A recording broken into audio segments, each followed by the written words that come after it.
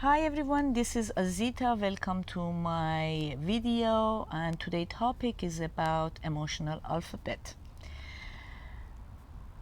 You know, the way we learn language and the way we learn mathematics starts from very early on, and we go through the steps until we get to the advanced levels of each one of them. But nobody teaches us the alphabet of emotions. Nobody teaches us how to read our emotions and how to make ourselves feel better when we have difficult emotions. Nobody teaches us the foundation of emotions. And this is where I am right now to teach you that, at least the first two steps.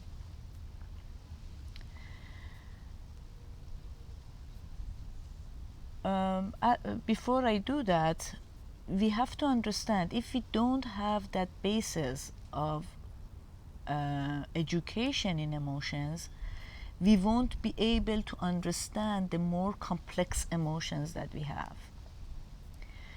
Like, you know, for a child or for us, we can't read complex philosophical sentences if we do not know to read simple sentences. And we can't read simple sentences if we don't learn the words and the structure of a sentence. And we can't learn those things unless we learn what ABCs are and to put them together. So I'm going backwards. The same thing with emotions. We cannot understand and help ourselves to feel better if we do not understand the foundations, each milestone of learning we have to do. So what are the first steps of the alphabet? The A is, the first alphabet here is, emotions are different than thoughts. Emotions are different than thoughts. We might usually experience both of them at the same time and imagine they are both the same, but they are not. I give you an example. I notice I feel really, really bad, but there is a thought behind my feeling. The thought might be, my friend doesn't like me. That's one thought, and I'm sad. Or the thought is, I am wasting my time. That is a thought, and the result is, I'm sad. So you see, step number one in this lesson is to be able to differentiate, separate the thought and the feeling. Now you might say, well, I know that, and what are you talking about? It's obvious. I have news for you. Not necessarily. You know why? Because sometimes thoughts are extremely fast and we can't catch them. We have to actually train ourselves to go back in order to identify what thought got triggered in our brain. And that's not easy. Sometimes we have core belief in ourselves, or core beliefs, meaning there are thoughts that are engraved in our psyche from very long time ago when we were children, and they are sort of hidden. We don't know what they are. We have to go deep, deep, deep, deep in order to understand them. So therefore, if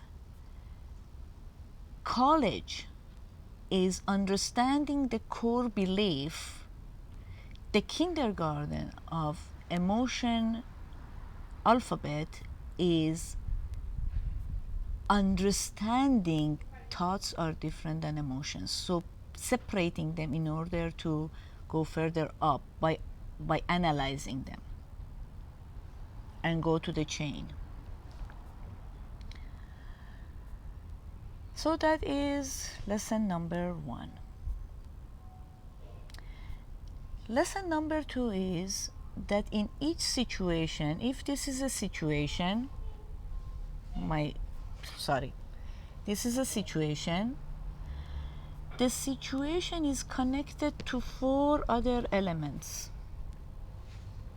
thoughts, emotions, body sensations, and behavior.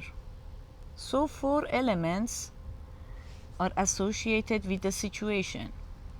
Each situation arises 4 elements in ourselves. That is lesson number 2. For instance, a situation happens, and for instance, the situation is I go to a party. There is a big crowd, and I come out of it extremely sad. That's the situation. Here, I know what my emotion is. I'm sad. But I don't know. I have to be aware of the others. I have to be able to distinguish. So I know I'm sad. I go back and I think, and again, I feel my friend didn't pay attention to me. So the thought behind it is, my friend doesn't like me. You see, these 2 are different. I feel sad because I'm thinking my friend doesn't like me. Then my behavior might be, I go have a cup of wine to make myself feel better, or behavior is that I go talk to another person to make myself feel better. I distract. These are behaviors. Distraction is a behavior. Walking away is a behavior. Believe it or not, crying is a behavior. Shouting is a behavior. All of these things are behavior. They are different than emotions and thoughts. You see, so emotion is I feel sad, I feel angry, I feel jealous, I feel anxious, I feel scared. But the behavior is I run away, I punch, I shout. Shouting is a behavior. I cry, I laugh. These are behaviors. Now, body sensation. Number 4, body sensation. In that number 4, we have our body associated with that situation. Like, for instance, in this example, I feel there is a drop in my heart. I feel that my face is pale. If I look in the mirror, it's pale.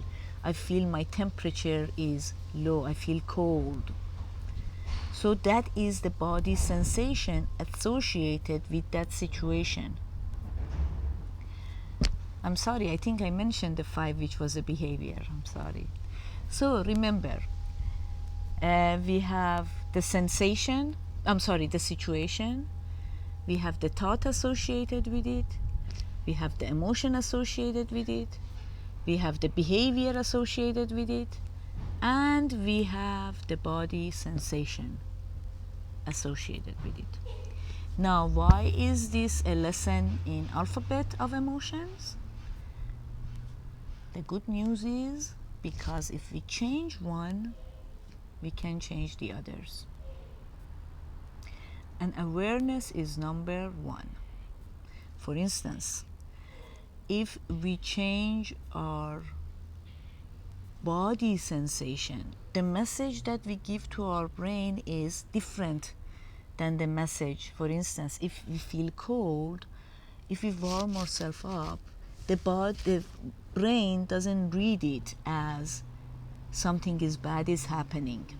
It's complex. I'm going to talk about this in another video, but for you to just know right now that all these 4 elements I told you are associated with the situation, and for us it's important to know the difference between them and have awareness to catch them, to see what we are doing at certain situation. This is the basis, and we are going to graduate until we find out how to deal with very complex emotions we have in real life, and ultimately master the art of making ourselves feel good, comforted, and happy. I hope you liked this video. Feel free to subscribe or like it, and also you can join me on Instagram live of mine on Monday mornings 11 a.m. Los Angeles time, on Azita Sach 2020, and that is my Instagram. Be well and see you on another video.